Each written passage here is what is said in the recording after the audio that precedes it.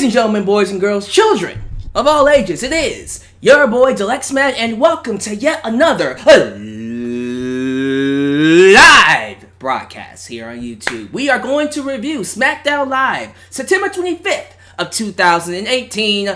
We are 1 week away from Saturday from seeing the WWE Super Show-Down event. I will be watching that show. I don't know if I'll be watching it live because it's airing 2 a.m. in the morning.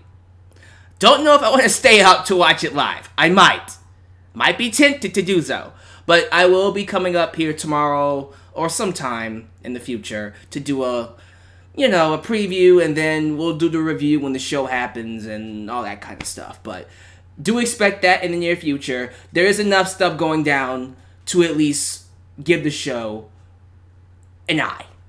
Check it out. But in terms of hype, I feel like SmackDown is giving it to me. Because before SummerSlam, I didn't care a lick about Super Show-Down. I really didn't. But for some reason, SmackDown decided to kick it into a new gear altogether. And holy crap, SmackDown has been killing it. It has been killing it ever since SummerSlam. And I gotta say, I'm pretty excited at least from the SmackDown side, about Super Show-Down. Raw, not so much. Raw, we'll talk about Raw in a second. But I'm very excited to talk about SmackDown tonight, which is good. That's how it should be. I thought SmackDown was good. I thought SmackDown did a lot of good things. Got me excited for Super Show-Down. Got me excited for next week. And that cliffhanger. SmackDown had the balls to end their show on a cliffhanger. And it was awesome. So, we're going to break it all down here in the live broadcast. Before we get to any of that, if this is the first time you're watching your boy Alyx, do yourself a favor. Like the video, subscribe, and share, and catch future content when it comes out by clicking that bell. Also, if you want to help expand the brand of your boy Alyx, you can do a couple of things. You can like me on Facebook, be a part of future Q&As, and catch all kinds of wrestling updates. Follow me on Twitter at DeluxeManVX1 and tweet along with me during shows like SmackDown Live. You can donate using Super Chat, PayPal, or Patreon, whichever one fits you. But most importantly, you can buy yourself a Deluxeman t-shirt today at Pro Wrestling Tees. This show is sponsored by WrestleCrate. WrestleCrate is a monthly subscription service that sends you all kinds of wrestling goodies straight to your door for a certain monthly price. If you want to get yourself a WrestleCrate, you can do so today by subscribing. But here's the kicker. If you subscribe today and you use the promo code DeluxeMan, you will get your first box 20% off. I'm going to SmackDown next week in Portland. And considering the fact the arena was half empty tonight, I should have a lot of room. I'm telling you, man, the fact that these SmackDown shows aren't packing out, it's disappointing, but at the same time, they're missing out. The people who did not pay a ticket missed out on a really good show. It was a good show tonight. But anyways, like I said, if you want yourself a WrestleCrate, you can get it today, 20% off, by using the promo code DeluxeMan. Speaking of Mr. Aaron Sherwood, who recently donated with Super Chats. Who is here in the chat? Roll call. Who's here? Who is live with your boy Alyx? We got Mr. Aaron Sherwood, who donated. Awesome Kid 254. T.Y. William. Drink it in, man. Nice YouTube name. Ultra Shadow 97. We got Rey Mysterio, who just donated. That's pretty cool. Thoughts on the possible Orton versus Dillinger feud? I have that in my notes. We'll get to that in just a second. But thanks, Booyaka 619, Anthony Ace, Aaron Thomas, Star Wars fan. It is going crazy. Here we go. Whoa, Niche Bryant, Bradley Xavier, Jack Southall, LaBeep Jr., Mad Money Mo, Pikachu Black, Remember the Time, Life with Zach, Alaska, Kenneth Gabert. Is it Gabert? Sorry. Razman's Reality Wrestling, who is, by the way, one of very many underrated YouTubers here who talk about wrestling. Check him out. SWAT Fan 100. Check out his first video and tell him I sent you. Let's see him. Sammy B, OG Wave, Oh Yeah, Mr. Crafts, Bryce Blackwell, Eric Gonzalez. We got a lot of people. ABJ504. One more, then I gotta get started. Alyx Williams. If I don't say her name, it's not because I hate you. It's because there's a lot of people here, and I want to get to this broadcast. So we got a lot of things to talk about. Some pre-show stuff before we get to SmackDown review. And that's a couple of details referring to, of course, of all things, Monday Night Raw. As you guys know, I didn't watch Raw last night. However, I did happen to see that botch. Yes, the infamous botch that everyone flipped their lids over when it comes to Brie Bella. Now, yesterday, instead of doing a Raw review, I made or posted a video defending and critiquing, but mostly defending the Bella Twins. If you have not seen it, please check it out. It is definitely worth your time. Basically, I just argue that the stuff that they're doing isn't their fault. Are they the greatest of all time? Are they legends? Are they pioneers? Absolutely not. But that is how WWE presents them, and that is not their fault. I go into more details about why I feel that way, but please check out that video. The thing is, here I am saying it's not their fault. That botch last night was completely Brie's fault. That, and those of you who don't know what I'm talking about, you can find it on YouTube. Brie basically was doing the yes kicks. You know how Daniel Bryan does the yes kicks. Liv Morgan, 1/3 of the Riot Squad, was on her knees, and she was kicking Liv, was kicking her chest, and then Liv, I think, bent forward. Brie didn't read the situation, and she just walloped Liv Morgan in the dome, in the head, twice. Knocked her completely out. Liv Morgan was limp for a good minute or so. And it was bad. It was a nasty, nasty botch. Now, it wasn't the only botch that Brie did. She also stiffed Ruby Riott, which wasn't too bad because Ruby gave her the receipt for that. Stiffed her badly with a kick. But, yeah, apparently Liv Morgan had to do some kind of a concussion protocol to see if she's okay. It was bad. It was horrible. And everyone ate Brie alive for it. They tore her to shreds. It was a witch hunt. Here I am coming up here trying to defend the Bella Twins, and then Brie goes and does that, and it makes it even harder to defend them. But see, this is my issue with the situation. Because, yes, the botch was bad. Is it the worst botch in the world? I've seen worse. This is wrestling. Botches happen. Well, let's get that straight. Brie isn't the only wrestler in the world that botches. Botchamania will prove that. What makes it bad? Here's what makes this bad. One, Brie has been botching a lot as of lately. Let's not just talk about the stiff to Ruby Riott and the kick that knocked out Liv Morgan. Just a few weeks ago, she almost killed herself with those suicide dives. Brie needs to take it easy. Matter of fact, I'm at the point where Brie might need to just go away. Not just go away like as in stop appearing on TV. I mean like go away from the ring and work on your craft. Hell, you know what? Go to the Performance Center. That's what I would do. If I was a WWE agent, I would come up to Brie and say, you need to take a step back and work on your craft. Because you're about to hurt someone. No, you are hurting people now. You're at the point now where you are in danger to not just others but yourself. You need to go to the Performance Center and get better. That is where we are with Brie now. It's to the point where I don't even think she should be inside the ring right now. Now, is it her fault? She just came off of a pregnancy and she's trying to get into ring shape. Things happen. I get it. But this is happening way too often. She's botching way too much. And now she's hurting people. It's one thing to do a suicide dive and miss. Okay, that's on you. But now you're hurting others? No. Brie, you gotta take a step back. You gotta get your stuff together. But what makes this even worse is my second point. And we talked about this yesterday in my video. WWE, they go out of their way to call the Bella Twins legends and pioneers. You want people to believe Brie Bella is a legend after what happened last night. See, this is why people hate the Bella Twins. And this is why I say it's not their fault. When you go out of your way to call the Bella Twins legends, and then we see crap like that, it makes you look bad, and it makes fans hate them even more. That's why fans don't like the Bella Twins. You hold them up to this high standard, put them on this high pedestal, and then they don't live up to that standard. And fans are sick of it. Fans are sick and tired of women. Okay, let's not make it about women now. Fans are sick and tired of talent, period. Given spots, given opportunities, given these monikers that they haven't earned. And then they go out there and then make a mess of themselves, make a mess of things, and then we're supposed to pretend that they're still pioneers and legends? Please.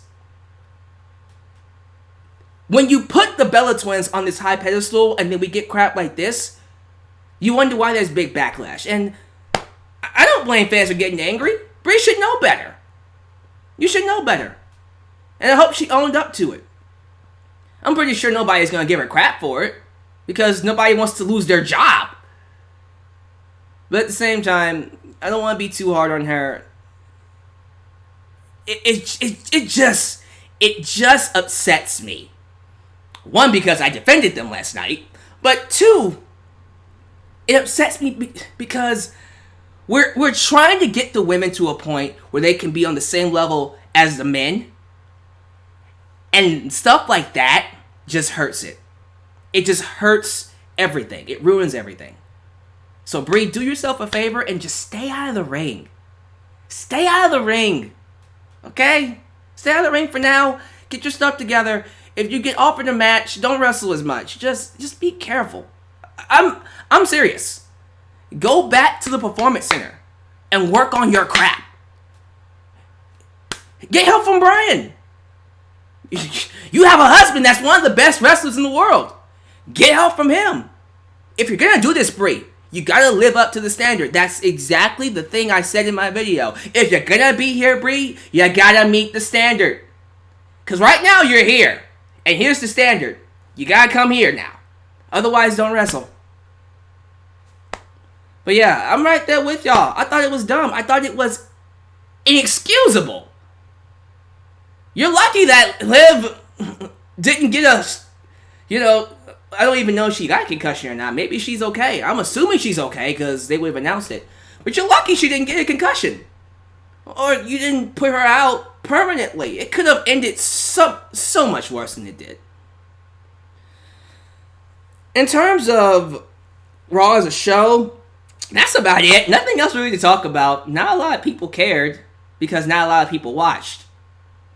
And I'm serious when I say that, because it came out today that Raw set a new record. The record-setting Monday Night Raw got one of the lowest ratings in its history. People are calling it the lowest. I don't think it's the lowest, but it is one of the lowest in its history, doing an average of 2.2. 2.2. And guess what? The lowest hour was the third hour, and guess who was in the third hour? Mr. Cat That Is Man. Yeah, man, yeah. Yeah, man, yeah. Oh, Vinny, he's gonna be a big draw one day. You just wait, Kevin. I know that Roman Reigns is gonna grab them by the grapefruits, and we're gonna create a new era. How's that new era working out for you, Vince? We all saw this coming. We all said that the day Roman won that title, it was gonna be over.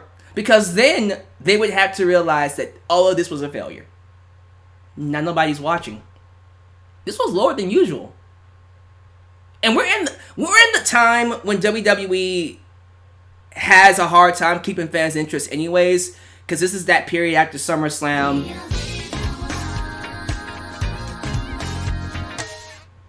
Brie's punish should be a shoot fight with Ronda. Oh Lord, don't kill the girl now. She's a mother. Just saying.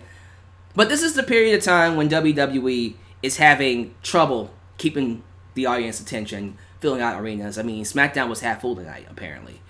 Still, in my opinion, my honest opinion, it's indicative of the creative team. The writing is garbage. Very formulaic. Same old. Nothing new. I swear to God, I got to the point with Raw where it literally felt like I was watching the same show over and over and over again. The same episode, more than once. Nothing was different. Nothing was changing. I can predict to you right now, without even looking at a script, next week, Roman Reigns is going to open the show. If it's not Roman Reigns, it'll probably be Baron Corbin just to talk. And then that'll lead into a tag match, player. Or it'll be both. It'll be Roman and then Baron comes out to talk to him and then they'll have a match that nobody wants to watch. Raw's boring, man. Unlike SmackDown. SmackDown was good. I know SmackDown got a higher rating than Raw. Please, listen, if there was ever a week to get a higher rating than Raw, this is the week. But for real, it's becoming very common for people not to watch Raw. And that's not good. For real, like, tell me in the live chat, in the comments, did you watch Raw? Who here actually watched Raw? Because I didn't. The only reason I knew about the Brie botch was because it was trending on Twitter and stuff like that. And people kept sending me photos and it was ridiculous. But see, I don't have to worry about Raw anymore because I'm not watching it. So it's as enjoyable as your Texans, I'm guessing. And on that note, we're moving to SmackDown. We're going to ignore that super chat. And we're going to go right into the first segment. Son of a... We open up SmackDown. Okay. We have one more thing to talk about. WWE has a new intro.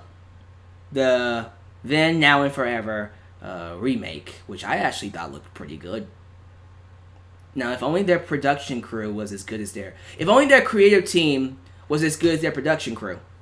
Imagine how better the WWE would be if their creative team was just as good as their production. SmackDown. Let's get to it. We open up SmackDown with not Miz TV, but Truth TV. I believe that's actually a TV station, True TV or something like that. Regardless, R-Truth and the new redhead, apparently, Carmella, she dyed her hair red, which is the bomb diggity. She can get it. Anyways, R-Truth and Carmella open up, basically taking over Miz's TV segment because he lost a match to The Miz. Didn't know that his match, the match had a stipulation like that, but I'm cool with it.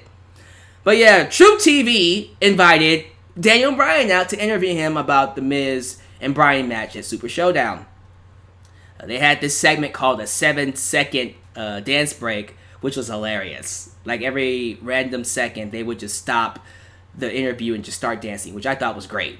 Personally, I'm loving the act between R-Truth and Carmella. I honestly think if they wanted to, we could make this an actual TV show. TV segment, interview segment. I'm cool with it. For real. I think R-Truth and Carmella have a natural chemistry, and I think it's actually working out. By the way, R-Truth, very underrated. Has always been underrated. I love his work.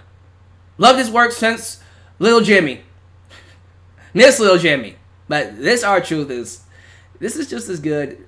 I just think R-Truth doesn't get enough credit or respect, and he should. And I'm happy SmackDown's giving it to him. But anyways, Bryan comes out. He's being asked questions. Truth basically asks him how does he feel about possibly beating Miz and winning a title shot against the WWE Champion. Bryan discussed how he never got a chance to have a run with the title, and he wants to win the title to prove he's the best, unlike the Miz, who only wants to win it to say he's the best. He doesn't want to defend it, he wants to say he's the best.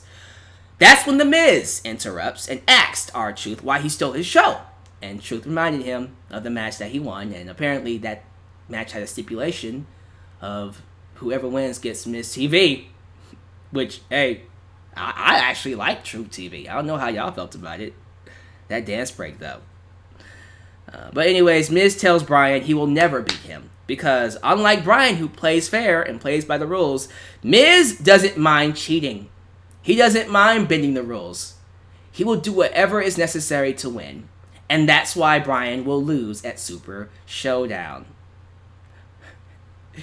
Truth challenges Miz to a match. If he wants his show back, Miz goes to walk away. Paige stops him and says, if you want your show back, you better go out there and fight him. So we have the first match of the night. Miz takes on R-Truth. Solid match overall, but just like he told Bryan, Miz ends up cheating by poking R-Truth in the eye and smiling about it. And then he stares down Bryan, does his whole yes, the yes chant, which got no's from the audience, by the way. Great crowd. Awesome crowd tonight, despite it being half full. But he was doing the whole yes chant, and the crowd was going, no, no, no. And then he beats R-Truth with Bryan's running knee, which pissed off Bryan, but made Miz happy. Miz is such an awesome heel. I swear to God, we don't see heels like this often, so we should appreciate him when we have him. I'm for real. Miz he's a gem. I am baffled at how good he's gotten over the last 2 years, and he's only getting better. I'm excited about their match. I think I'm more excited about their Super Show-Down match than I've been really since their feud started here in 2018. I think this is going to be their best match because now that it's gotten some legs, now that the feud is actually starting to get things going and cooking, things are actually good now. So I'm very excited to see their match at Super Show-Down. Early prediction? I think Bryan's going to win. Now, next week might give me something different to make me think otherwise, but I think Bryan's going to win now. I think it's looking like Bryan's going to get that title shot. That doesn't mean he's going to get the title. I just think Bryan's going to beat The Miz. Because they're building it up as Bryan can't beat Miz. And they've given Miz a lot. For real, they've given Miz a lot in this feud. So I'm starting to think that eventually Bryan has to get a victory. He can't lose too much. The opposite of winning too much is losing too much. You don't want to do either or. You want to keep it balanced. So I do think Bryan needs to win this match, which means he'll get a title shot. Which also means... Well, not necessarily, because Bryan can still face AJ. We'll talk more about that in my preview next week. Moving on to a backstage segment from earlier on in the day, we see Charlotte Flair doing a photo shoot. And in the middle of that photo shoot, Becky Lynch walks in, beats the hell out of her, knocks her out, which is awesome. Love seeing that. Then she tells the cameraman to take her picture while standing over Charlotte and raising the championships. Like, she put her foot on the carcass of Charlotte and raised the title while standing over her. What a badass! This is awesome. I am really digging this booking for Becky. Like, this to me might just be, I don't want to say she's the best character on SmackDown, but I'm saying, like, I'm really just enjoying her work. This new, I don't want to call her a heel, because she's not a heel. She's not telling the crowd to screw off. She's not trying to get people to hate her. She's just a badass. She's no different than Stone Cold Steve Austin or The Rock. So to me, this is perfect. I love what they're doing with Becky. What I have a problem with is what they're trying to do with Charlotte. Because once again, we're trying to get Charlotte some sympathy, which I just don't think it's going to work. Because everything that Becky is doing to Charlotte has done to others. She's done to other girls in the past. So I can't feel bad for Charlotte. 7-time women's champion, she'll be okay. Seriously. This is Becky's time. And I'm loving every second of this run. So, how do y'all feel about it? I think she's an absolute badass. A bad lass. See what I did there? Last kicker. Anyways, moving on. Something with the New Day and the Bar. The Bar! By the way, anytime I go, we are the Bar, I sound like a pirate. I don't think that's the whole point. I'm not supposed to sound like a pirate. We are the Bar. Sorry. Sheamus defeated Big E, and that makes 2 weeks in a row that the New Day have lost to and the Bar. Sorry. By the way, Kofi Kingston apparently set a new record. Kofi Kingston now is the longest reigning tag team champion consecutively, holding over 900, close to 1,000 days as a tag team champion. This man has been tag team champion so many times, he actually has the most record of days with a tag team title.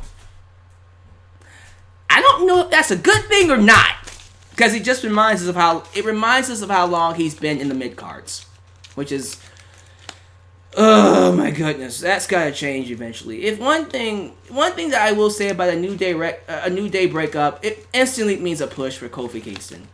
Instantly, please get that going soon.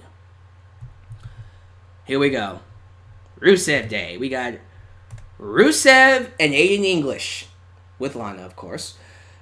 Rusev comes out, addresses Aiden's betrayal on the best day ever, Rusev Day, and he demands he comes out to explain why he attacked him. He has Lana next to him. Here comes Aiden to no music because he's his own music.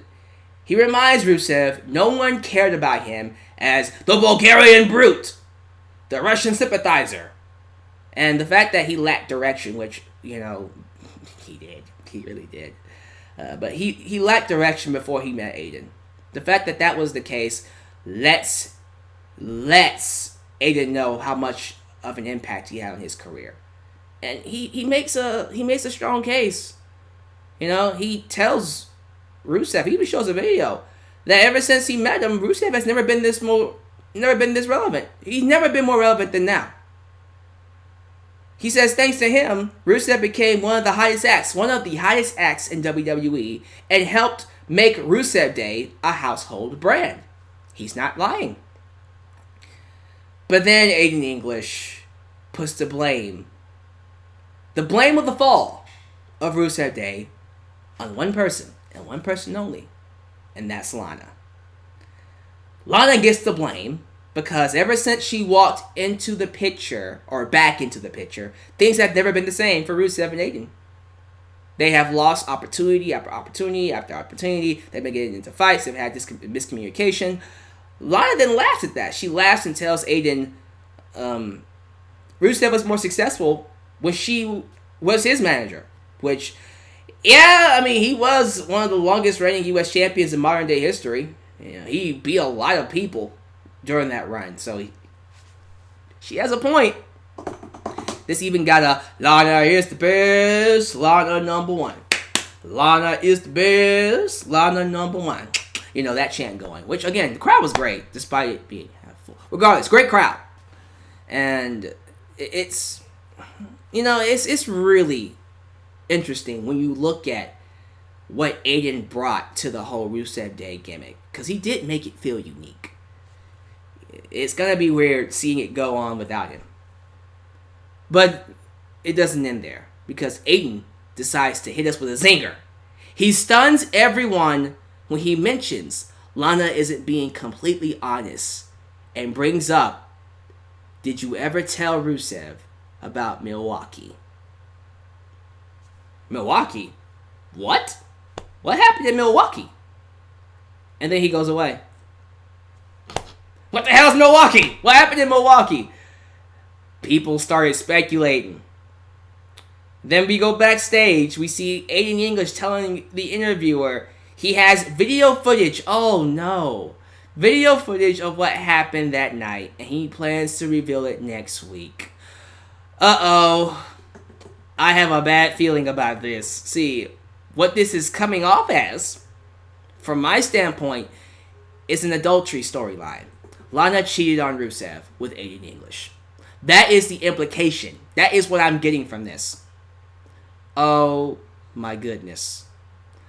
Please don't go there. Please, please. Please don't pull a Trish Stratus with Chris Jericho in 2004. Don't do that with Lana and Rusev, and then have Lana align herself with Aiden English. Don't do that. Don't do it. Don't do it, because I fear that's where we're going.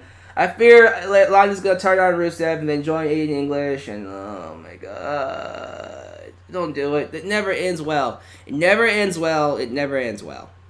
But it looks like we're going there. I'm telling you right now, if it comes out that Lana did in fact cheat on Rusev, I don't think they're going to last.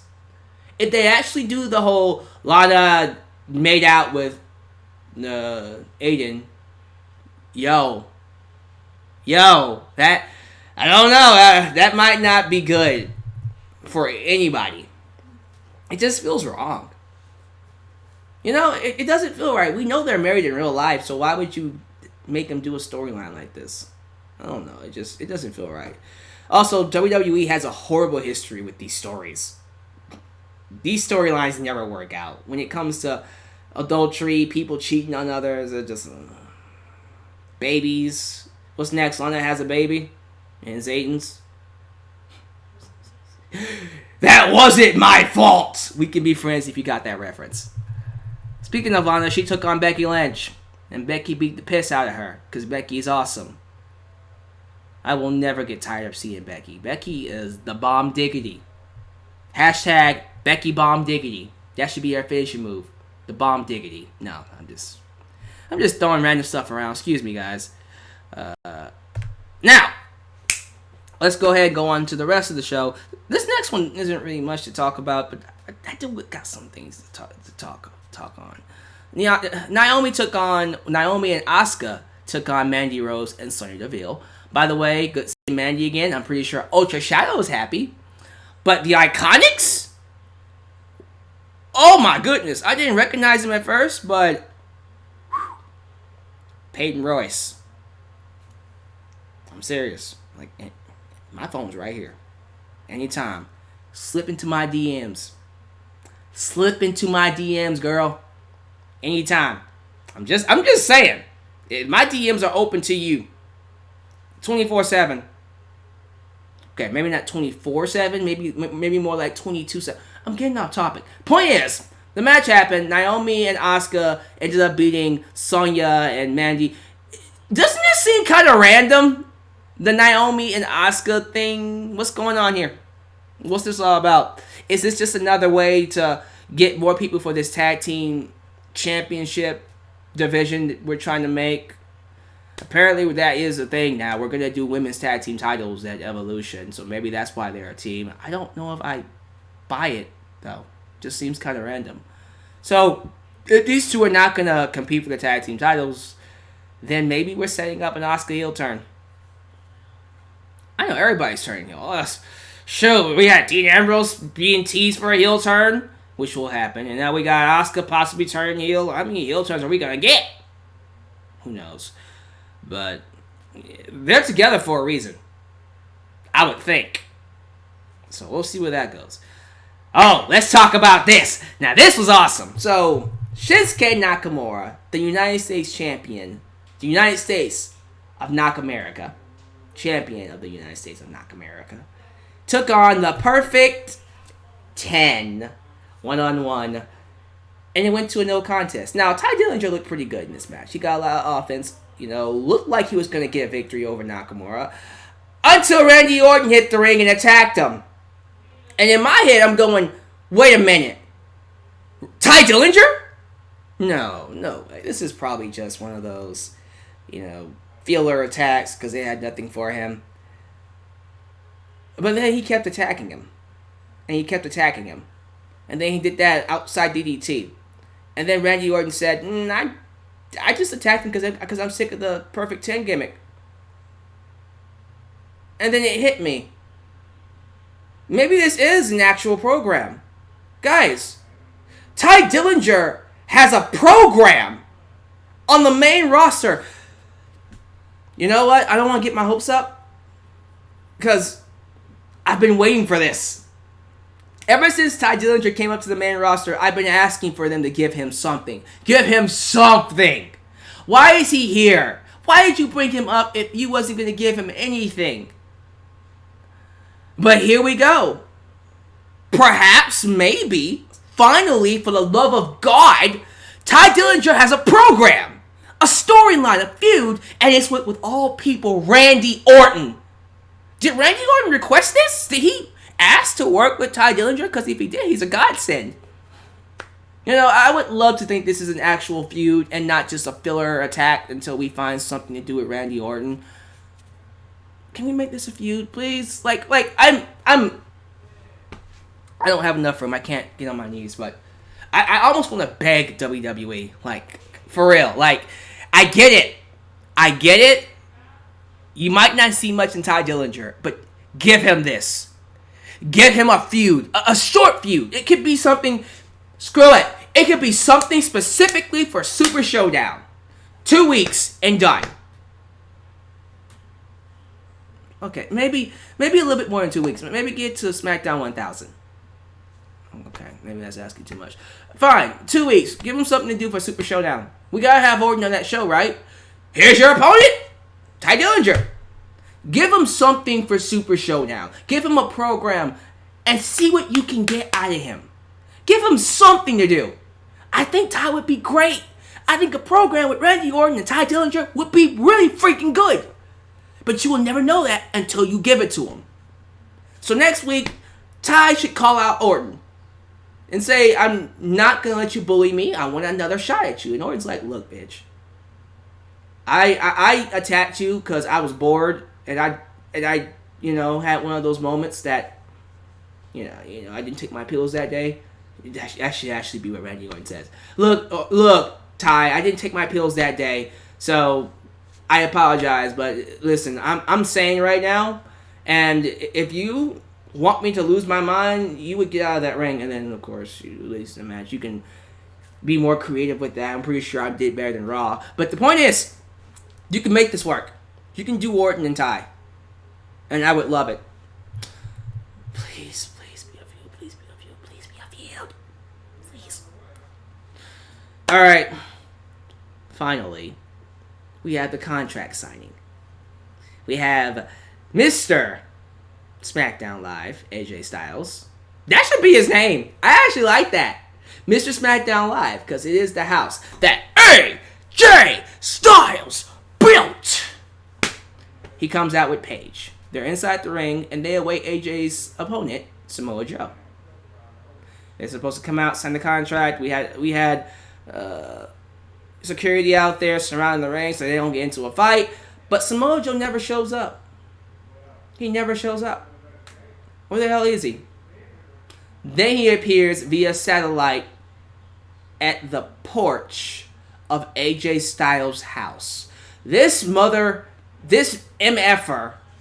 actually traveled to AJ's house, or kayfabe-wise AJ's house, and is going to invade it while he's at SmackDown in Denver.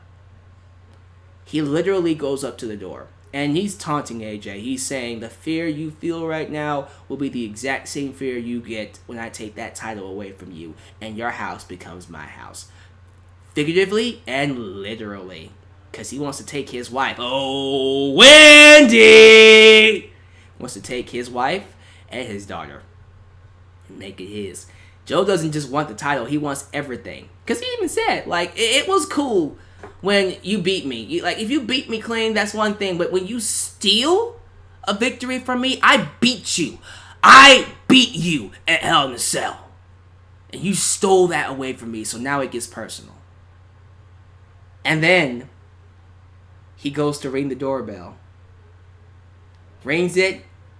Looks into the camera. Daddy's home. And the show ends.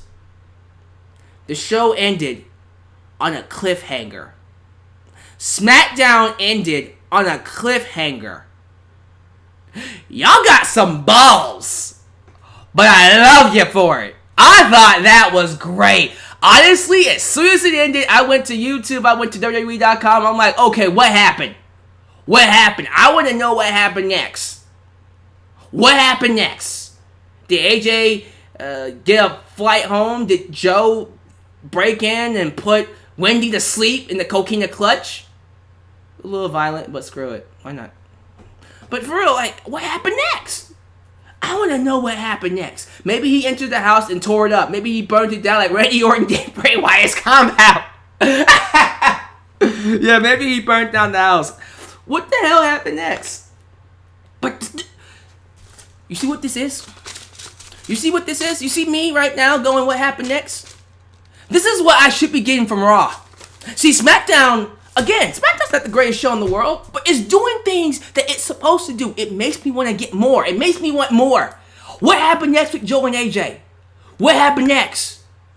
Going to their house and going, what's up, Wendy? What's up, mama? You home? Because daddy is. It's just like, man, this is awesome. I don't ask for much when it comes to wrestling. I don't need much to be entertained. I don't. But man, this was awesome. SmackDown got some major balls for this cliffhanger, and I thought it was great. So now what happens next? Are we going to find out on YouTube, on WWE.com next week? Because man, that was crazy. You ain't going to get that You ain't gonna get that on Raw. But yeah, see, thank you. I gotta say this. See, I don't give a lot of praise to WWE. I'll say it here. For all the crap I gave to the main roster, and it's still not perfect, by the way, I will give credit to SmackDown for at least giving me an entertaining show. Good, solid, fun, wholesome, entertaining shows. And that's all I ask for. I don't ask for anything much. I don't care. I do not care if the show is an A+ classic. That doesn't matter to me. I just want a good show. And Raw can't even give me that. But SmackDown does. So I will always praise SmackDown, and I'm excited about Super Show-Down for the SmackDown portion, not the Raw portion. And you'll hear me talk about that next week. But good God, SmackDown killed it. How'd you guys feel about it? Talk to me. Live chat. That's my SmackDown review. Good show tonight. Talk to me, live chat. How we feeling? How we feeling? T.Y. William. Mia Yim will be killed by the Bell Twins' cancer. Ooh. Damn. Because I did say Brie was going to the Performance Center, and apparently Mia Yim has signed a WWE contract, so yeah, she'll be working with her. What do I think Lana did in Milwaukee? More than likely, they're going to do a adultery storyline where Lana made out with Aiden English. That's not going to end well. I don't have a good feeling about that. Let's see. Black Cyborg Gaming. Lana took BBC since it was Milwaukee. LOL. Wow. Firestar Heart. I've been thoroughly enjoying SmackDown. Everybody has. It's been a very good show. T.Y. William. The Firing Squads is coming to NXT. Yeah, right. Kaide.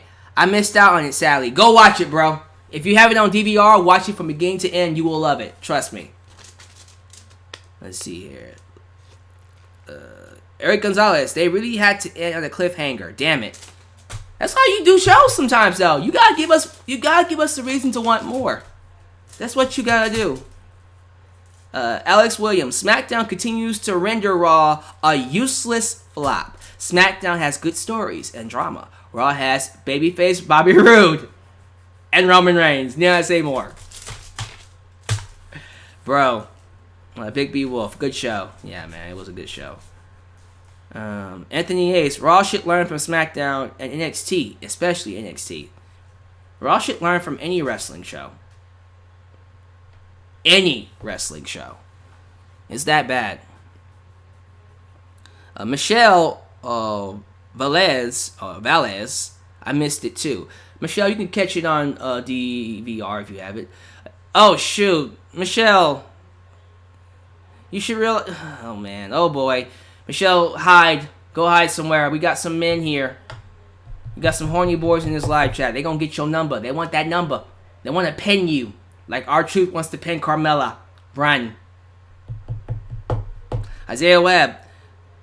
Liv does have a concussion. Ah, crap. So it was confirmed as a concussion then. So Liv suffered a concussion thanks to Brie. Congratulations.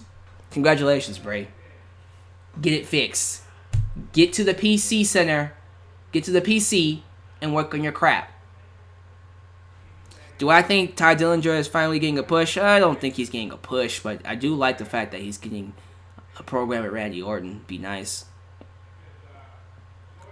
Let's see here. Kaye said, I ain't trying to get with no girl I'm taking. I got myself a girl. Hope you treat her right. Is she watching your boy Deluxe, man? If she isn't, get her to subscribe. Rasman's reality. Becky killed it tonight, and she liked my picture on Instagram. Awesome, man! I need to get me an Instagram. I'll get it eventually. Why did Carmella turn face while teaming with Truth? Confusing over the awesome Truth days. Well, the story made sense. I mean, she didn't have anything else to do while she was champion, so why not? Why not? Any Nakamura opponent is an Orton victim. I'm starting to realize that too. People who fight Nakamura end up becoming victims for Randy Orton. Yikes. Let's see here. A couple more, then I'm gonna get out of here. Joseph Winters. If Roman goes to SmackDown, he will be booked better. I would hope so. Probably turn heel. The Fire Azanto says, I am not interested in relationships. Me want the money. Me want the money. The money. Oh, money is good. Money is great. Firestar Heart, I'm happily taking this well with my beautiful angel. Oh my goodness. And she's also subscribed to my... Oh, she's also subscribed. Well, congratulations. You have good taste. So does she. Ultra Shadow, with all the accomplishments Kofi has gotten, he deserves a WWE Championship. Seriously, I think we all know that. And XBL Wolf Clan, bruh, Brie should work with her husband as in-ring skills. On her in-ring skills, what's she doing? She is married to one of the best wrestlers in the world, so she needs to get her act together, boy. All right. Anyways, that's going to be it for me. Thank you guys for watching this live SmackDown review. Tomorrow, check it out. We got 205 Live. Then we got NXT. Then we got the Mae Young Classic.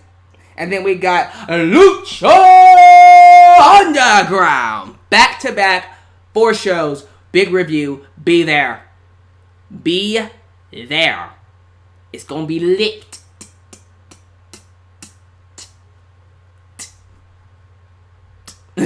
It's gonna be lit. It's gonna be pretty cool. But thank you guys for watching. I hope you enjoyed the podcast. Once again, subscribe, like the video if you have not. If you watched it all, hashtag I watched it all. Follow me on Facebook, follow me on Twitter. Donate, Super Chat, PayPal, Patreon. Be a part of your boy the X-Men's World. And I'll catch you guys next time right here in your boy the X-Men's World. I'm out. Peace.